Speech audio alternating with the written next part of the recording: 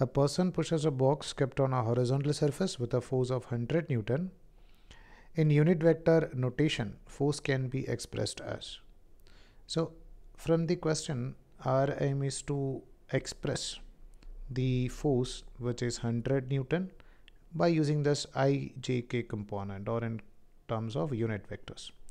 So if this vector 100, if it is making an angle, let's say 45 degree with respect to the x-axis, so we can write this component is nothing but 100 cos 45, and we know that this cos 45 is nothing but 1 divided by root 2, and this 100 can be written as nothing but 50 into 2 into 1 divided by root 2, and further we know that this 2 can be written as nothing but root 2 into root 2 into 1 by root 2. So this root 2 and this root 2 get cancelled.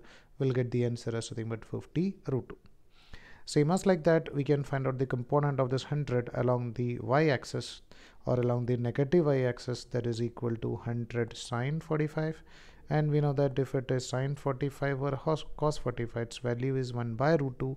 So it is 100 into root 2. Same as like in the previous case, we can write that is equal to 50 root 2.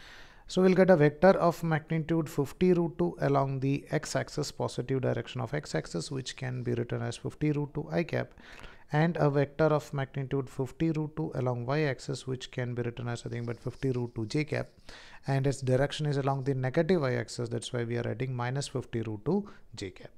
So this velocity or this force vector can be written as F vector is equal to, if I'm taking this 50 root 2 as common, so remaining thing is nothing but I cap minus j cap.